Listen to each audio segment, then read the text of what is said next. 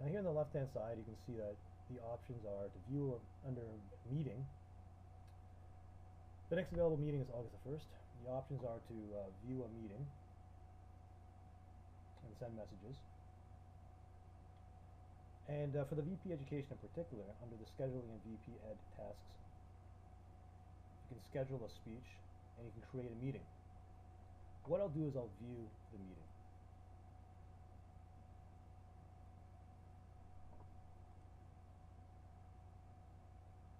What this screen is it's tracking, that screen tracks actual results of the meeting. So when somebody schedules a meeting, they schedule roles. Things may not actually happen that way in real life. So EasySpeak not only tracks what theoretically should happen, but the system also allows you to update it to record what actually happened. And then when you've actually recorded what happened, who took on the meeting roles, then you can close the meeting. That just means that you've signed off on the details. On this screen, this is a list of the members on the left-hand side and a list of available roles on the right-hand side. Notice that you can enter the word of the day and you can enter the meeting theme as well if you choose.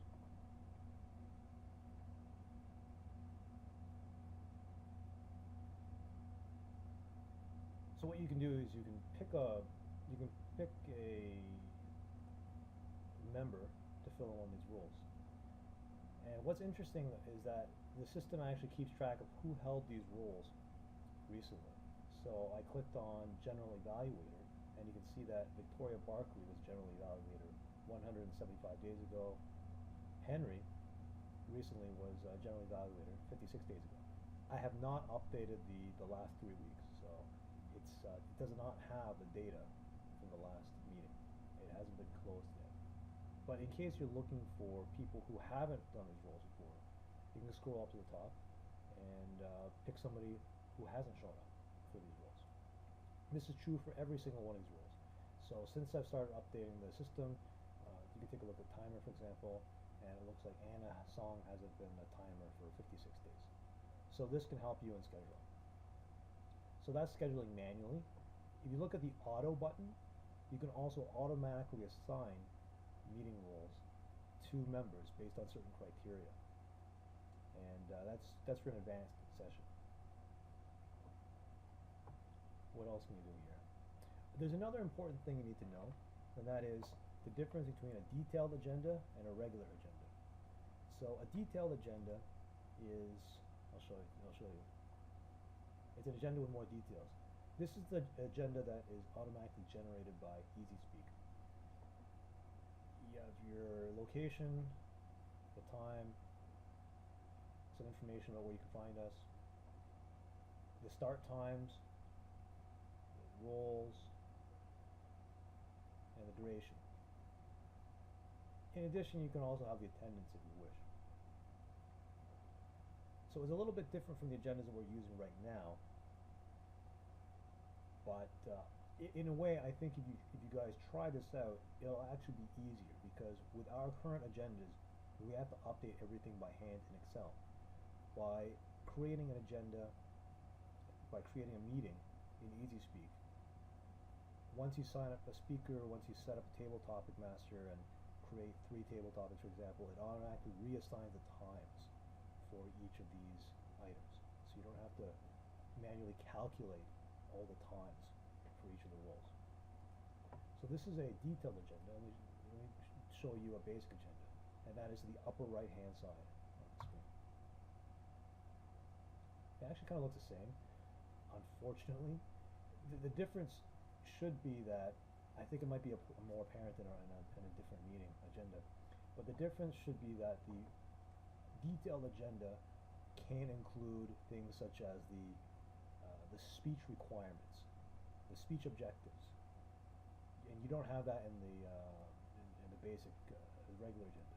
So the Toastmaster has the option of printing either the detailed agenda or the basic agenda, and the IT person, whoever manages EasySpeak, will have the option of deciding what goes into a detailed agenda and what goes into a regular agenda.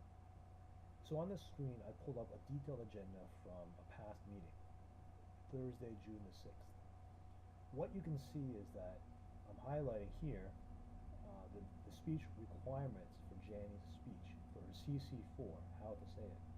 So this detailed agenda includes these detailed speech objectives. I'm going to close this and show you the regular agenda. You won't have it. Oh shoot, it does. Well, you know what? I must have changed that setting, and I apologize for this, but it's a setting you can have. Do you want to include the speech objectives in your regular agenda versus your detailed agenda? So in theory, the detailed agenda should be the one that the Toastmaster refers to in hosting the meeting, and the basic agenda could, in theory, be the one viewed by members and guests because it doesn't require as much detail. So again, this is the upper right-hand side of the screen under the scheduling, under the view meeting option and scheduling a meeting option. You see that this red text shows that the meeting is closed for changes. As I mentioned, when the meeting is closed, that means that the VP Education has signed off on the meeting and has finalized and updated the records based on what actually happened at the meeting. Notice this button here, reopen. I can always click on this button, reopen it, and make changes if I need to, based on what actually happened at the meeting. So that's the meeting management 101. In the advanced section, the next time we do this training session, I will talk about using meeting templates and get into more detail, the nitty-gritty on actually how to schedule meetings and what's involved. Because these agendas are based on custom templates that I've created based on the typical meetings that we have. Whether we have 2 speeches, 1 table topics, and 1 evaluation session, or if we have 3 speeches, no table topics, and a longer evaluation session. That's automatically generated by EasySpeak using, once we use a template, EasySpeak will automatically recalculate all the times, which makes it a lot easier. So that is the meeting management.